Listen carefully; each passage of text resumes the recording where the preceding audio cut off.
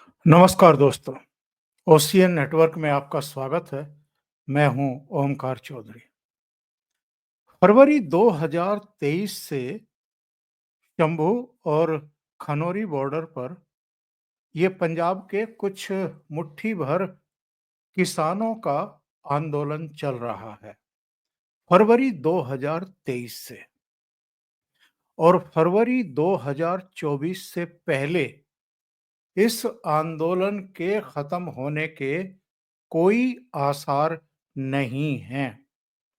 बल्कि मैं तो गारंटी दे सकता हूँ, लिखित में दे सकता हूँ कि जब तक दिल्ली में विधानसभा चुनाव निपट नहीं जाते और अरविंद केजरीवाल का ये जो कठिन समय है, जो कठिन चुनौती है, येन केन प्रकारेण दिल्ली की सत्ता में फिर से वापसी का जब तक वो मनोरथ उनका पूरा नहीं हो जाता, मुझे नहीं लगता कि ये खनौरी बॉर्डर और शंभू बॉर्डर से किसान डिगेंगे, अपने घरों को लौटेंगे या किसी भी तरह का कोई वहाँ का जो स्टेटस को है, उसमें किसी तरह का कोई बदलाव हमें और आपको देखने को मिलेगा। और ये मैं किस लिए कह रहा हूँ? पिछले 36 दिन से जगजीत सिंह डल्लेवाल आमरण अनशन पर हैं और 19 दिसंबर को सुप्रीम कोर्ट के आदेश हुए थे पंजाब सरकार को कि इनको अस्पताल में भर्ती कराइए। उनके बारे में 2-3 चीजें जानना जरूरी हैं और सूचनाएं ये हैं कि वो कैंसर से भी पीड़ित हैं। सूचना ये आ रही है और ये ऑनलाइन डाला गया है, पब्लिक डोमेन में है अब, कि उनकी जो हाल की रिपोर्ट आई है उसमें कीटोन लेवल जो है उनका बहुत ज्यादा बढ़ा हुआ है। ये 0.07 से लेकर के 0.27 तक रहना चाहिए, सामान्य माना जाता है, जैसा कि उस रिपोर्ट में दिखाया गया है। लेकिन ये करीब करीब 6.8 के आसपास है, तो ये खतरनाक स्थिति मानी जाती है। पहलू ये है, जो बताया जा रहा है कि वो कैंसर पीड़ित हैं। पहलू ये है कि उनके जो शरीर के कामकाज करने का तरीका है वो बदल रहा है। उस रिपोर्ट की माने तो उनका शरीर ही उनको अब एक तरीके से खा रहा है। यानी डल्लेवाल एक सीरियस सिचुएशन में फंसे हुए हैं। 36 दिन से कोई आदमी अगर आमरण अनशन पर बैठा हुआ है तो फिर कई सवाल दूसरे भी उठते हैं। सबसे अहम सवाल ये है कि 36 दिन तक कोई आमरण अनशन बिना कुछ खाए और बिना न्यूट्रिशन लिए हुए किसी भी तरह की कोई खुराक जो मेडिकल टीम की तरफ से देने की कोशिशें भी हुई हैं और उन्होंने नहीं ली हैं, तो क्या इतने लंबे समय तक कोई कैंसर का पीड़ित मरीज जीवित रह सकता है बिना खाए पिए? नंबर 2, 19 दिसंबर को अगर सुप्रीम कोर्ट के आदेश हो गए थे कि उनका जीवन खतरे में है और उनको आप अस्पताल में दाखिल कराइए, उनका प्रॉपर ट्रीटमेंट शुरू कराइए, वहां भी वो अपना चाहे तो अनशन जारी रख सकते हैं, तो पंजाब गवर्नमेंट ने खास तौर से वहां के चीफ सेक्रेटरी को और वहां के डीजीपी को ये आदेश जारी हुए थे, तो गवर्नमेंट ऑफ पंजाब ने उनको अस्पताल में दाखिल क्यों नहीं कराया? सुप्रीम कोर्ट इस बीच एक दो बार और सुनवाई कर चुका है, कैफियत तलब कर चुका है कि उनको भर्ती क्यों नहीं कराया जा रहा है। फाइनली सुप्रीम कोर्ट के संज्ञान में ये लाया गया कि सब वहां के ही कुछ किसान नेता, कुछ आंदोलनकारी उनको वहां से शिफ्ट नहीं करने दे रहे हैं, अस्पताल पहुंचाने का विरोध किया जा रहा है। तो सुप्रीम कोर्ट की जो सुनवाई है वो मैं आपको बता देता हूं साहब। उन्होंने सुप्रीम कोर्ट ने कितनी कड़ी टिप्पणियां की हैं। जो प्रोसीडिंग है मैं वही आपको सुना देता हूं और इसी से आपको अंदाजा हो जाएगा कि सुप्रीम कोर्ट कितना नाराज है। और सुप्रीम कोर्ट ने यहां तक पूछ लिया कि कौन किसान नेता हैं जो चाहते हैं कि डल्लेवाल मर जाएं। अगर इस सिचुएशन में भी सुप्रीम कोर्ट के आदेशों के बावजूद उनको अस्पताल में दाखिल नहीं कराया जा रहा है और तरह-तरह के बहाने किए जा रहे हैं। पंजाब गवर्नमेंट की तरफ से पता है क्या बहाना किया गया है? और वहां भगवंत मान की आम आदमी पार्टी की सरकार है, यानी अरविंद केजरीवाल की सरकार है। उसकी तरफ से सुप्रीम कोर्ट में अजीबोगरीब तर्क दिया गया कि एक जीवन को बचाने के चक्कर में कहीं ऐसा ना हो कि कुछ और जीवन चले जाएं। हालात इतने खराब हो सकते हैं अगर हम जगजीत सिंह डल्लेवाल को जबरन वहां से उठा करके और अस्पताल में भर्ती कराते हैं। देखिए क्या-क्या हुआ है सुप्रीम कोर्ट में। पंजाब के एडवोकेट जनरल गुरमिंदर सिंह, उन्होंने कहा कि हमने 2 कंप्लायंस रिपोर्ट दाखिल की हैं। 2 मेडिकल टीमें बनाई गई हैं जिनमें एम्स के डॉक्टर भी शामिल हैं। ये डल्लेवाल को मेडिकल सुविधाएं दे रहे हैं। डल्लेवाल की पहली जांच 19 दिसंबर को और दूसरी 24 दिसंबर को हुई। तो जस्टिस सूर्यकांत ने पूछा कि एफिडेविट का वो हिस्सा पढ़ें जिसमें ये बताया गया है कि आपने उन्हें अस्पताल में स्थानांतरित करने के लिए क्या प्रयास किए हैं। तो इसके बाद पंजाब के जो एजी हैं, यानी एडवोकेट जनरल हैं गुरमिंदर सिंह, उन्होंने कहा कि एफिडेविट पढ़ते हुए कहा कि डल्लेवाल ने अस्पताल में भर्ती होने से इनकार कर दिया क्योंकि उनका मानना है कि ऐसा करना किसानों के विरोध के उद्देश्य को कम करना होगा। यानी जो तीव्रता हम बनाए रखना चाहते हैं बाहर आमरण अनशन को चालू रख करके, उस तीव्रता में कमी आ जाएगी। तो इसके बाद जस्टिस सूर्यकांत ने कहा कि आप जो पढ़ रहे हैं उससे ऐसा लगता है कि आप उनकी मांग का समर्थन कर रहे हैं। यानी पंजाब गवर्नमेंट की तरफ से आप यहाँ खड़े हुए हैं और ऐसा लग रहा है कि जो वो मांग कर रहे हैं उसका आप समर्थन कर रहे हैं। हमने सभी को आश्वस्त किया है कि हम इन मुद्दों को उठाएंगे। तो ये समस्या क्यों है कि वो अस्पताल में भर्ती नहीं होना चाहते? इस पर पंजाब के एजी ने कहा कि साहब एफिडेविट में ये कहा गया है कि अगर डल्लेवाल को वहां से हटाने की कोशिश की जाती है तो उनके जीवन को नुकसान हो सकता है। तो जस्टिस सूर्यकांत ने कहा कि ये स्थिति किसने होने दी? यानी ये बिगड़े हुए हालात जिनका आप जिक्र कर रहे हैं, ऐसे हालात किसने पैदा करने दिए? तो एजी ने कहा कि कृपया देखिए पूरी साइट किसानों ने घेर ली है। यानी पूरे इलाके को खनौरी बॉर्डर पर भी और शंभू बॉर्डर पर भी किसानों ने घेर लिए है।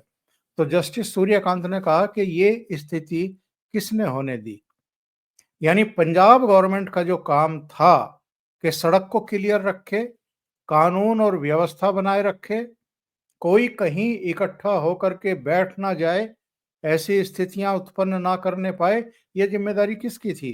तो उन्होंने पूछा कि ये स्थिति किसने होने दी? फिर जस्टिस सूर्यकांत ने कहा, अगर ये आंदोलन अपनी मांगों को लोकतांत्रिक तरीके से उठाने के लिए है, तो ये समझ में आता है। लेकिन किसी को अस्पताल ले जाने से रोकने के लिए आंदोलन करना कभी नहीं सुना गया। केवल इसलिए आंदोलन किया जाए कि हम डल्लेवाल को अस्पताल में दाखिल ही नहीं होने देंगे। और जो उनके साथ पीठ में बैठे थे जस्टिस धूलिया, उन्होंने कहा कि ये तो आत्महत्या के लिए उकसाने जैसा है। और जस्टिस धूलिया ने यह भी कहा कि पहले आप समस्या पैदा करते हैं और फिर कहते हैं कि आप कुछ नहीं कर सकते। जस्टिस सूर्यकांत ने कहा कि आप क्या चाहते हैं? कि हम आपका बयान दर्ज करें कि आप असमर्थ हैं, यानी आप उनको अस्पताल में भर्ती नहीं करा सकते। जस्टिस सूर्यकांत ने यह भी कहा कि आप डरावनी स्थिति को पेश करने की कोशिश कर रहे हैं। हम सिर्फ ये जानने की कोशिश कर रहे हैं कि समाधान क्या है।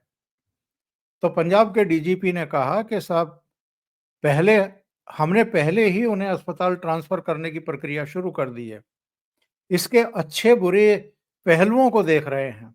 उन्हें वहां से हटाने के बाद की स्थिति का हम आकलन कर रहे हैं। तो जस्टिस सूर्यकांत ने कहा कि अगर किसी कानूनी कार्रवाई का विरोध हो रहा है तो आपको उसका सामना करना होगा। और कानूनी पहलू क्या है, कानूनी कार्रवाई क्या है? सुप्रीम कोर्ट के आदेश हैं 19 दिसंबर के कि डल्लेवाल को अस्पताल में शिफ्ट किया जाए, उनका जीवन बचाया जाए। और अगर आप नहीं कर पा रहे हैं और हमें भय दिखा रहे हैं, तो ये सीधे सीधे ऐसा लगता है कि साहब, ये तो कभी हो ही नहीं पाएगा।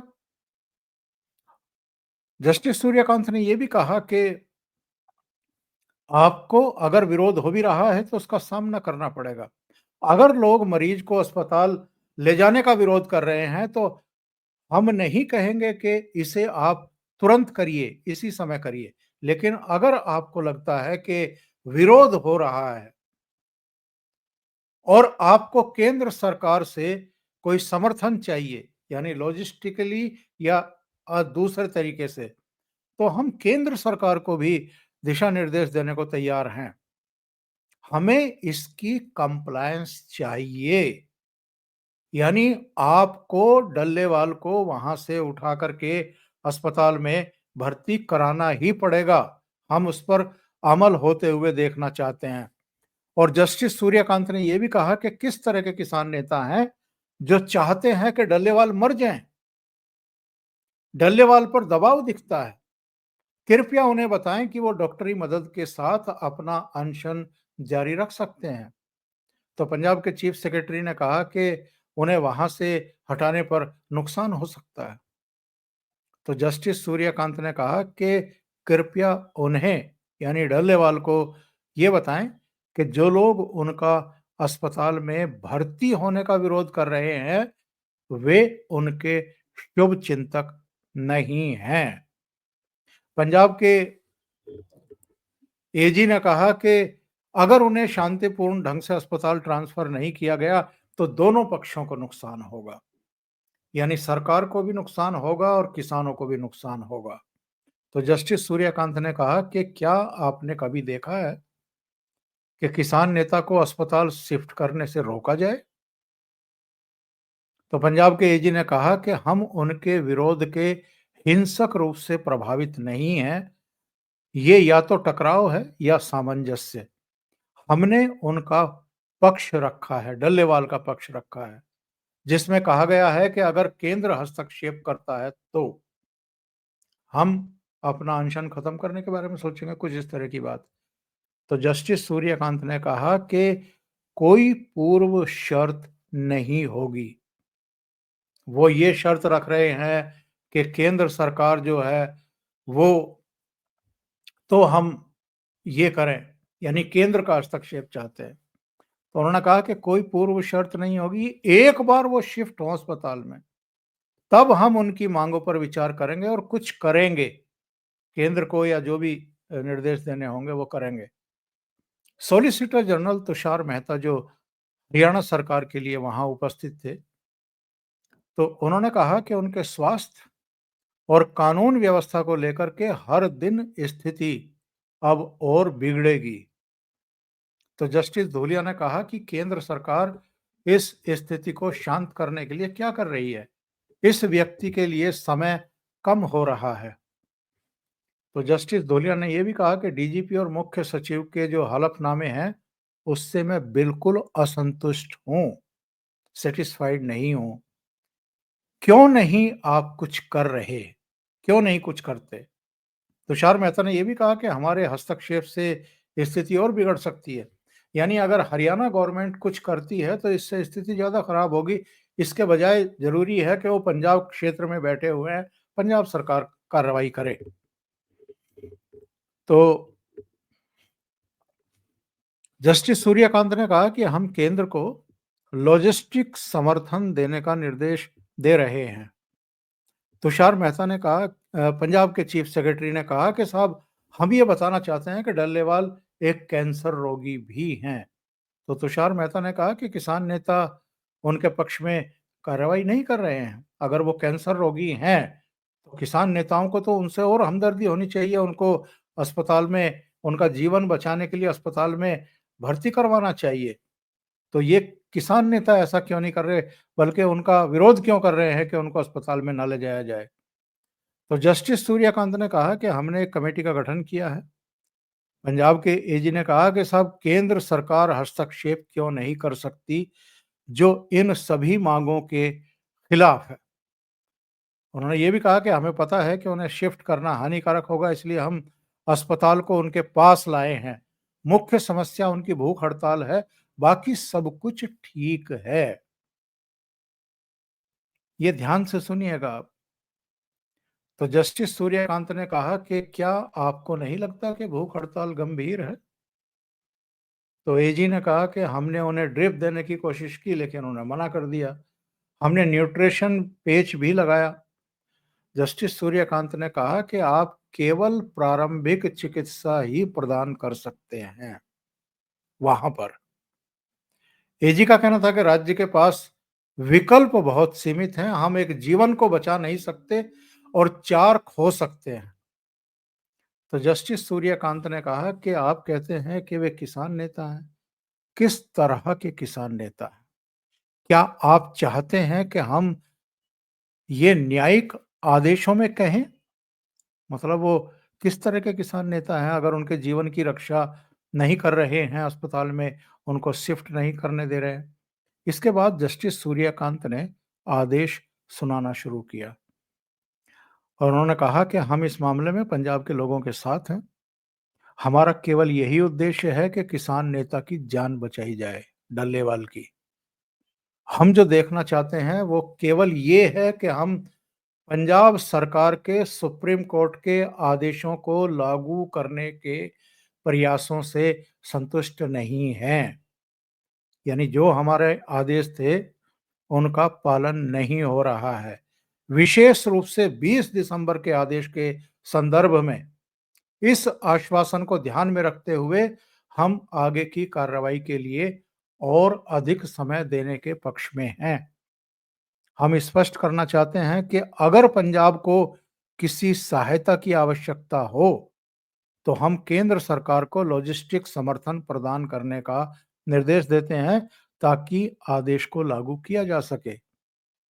और जो अवमानना का मामला है, उसमें उन्होंने कहा कि पंजाब के चीफ सेक्रेटरी और डीजीपी उनके खिलाफ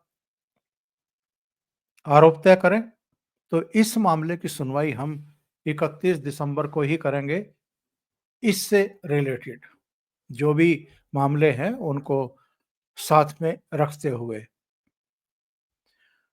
17 दिसंबर को भी सुप्रीम कोर्ट में सुनवाई हुई थी और तब सुप्रीम कोर्ट ने कहा था कि पंजाब सरकार को हालात संभालने होंगे। 18 दिसंबर को कहा कि ये जो बिना टेस्ट कराए ये कहा जा रहा है कि डल्लेवाल की तबीयत ठीक है, ये किस आधार पर कहा जा रहा है? और 18 दिसंबर को 24 दिन हो गए थे उनको, 70 साल की उम्र है उनकी। इसके बावजूद ये कहा जा रहा था कि साहब वो ठीक हैं। तो जब उनकी ईसीजी नहीं हुई, जब कोई उनका ब्लड टेस्ट नहीं हुआ, जब कोई और टेस्ट नहीं हुए, तो ये कैसे दावा किया जा रहा है कि वो ठीक हैं? फिर 19 दिसंबर को सुप्रीम कोर्ट ने कहा कि उनको अस्पताल में भर्ती कराने का फैसला किया जाए, उनको भर्ती कराया जाए। और जब उनका 33वां दिन था, उस दिन ये रिपोर्ट आई थी कि चूंकि उन्होंने अन्न खाना छोड़ रखा है, तो और उल्टियां वगैरह हुई थी, तो उन्होंने पानी पीना भी छोड़ दिया है। और जो उनका ब्लड प्रेशर है, उसका भी पैरामीटर ठीक नहीं है। तो ये सारी स्थितियां, परिस्थितियां रही हैं और सुप्रीम कोर्ट का अब सख्त रुख इसमें दिखाई दे रहा है। अब यहाँ पर रुक कर के जरा सोचते हैं और समझते हैं ये पूरा किस्सा है क्या।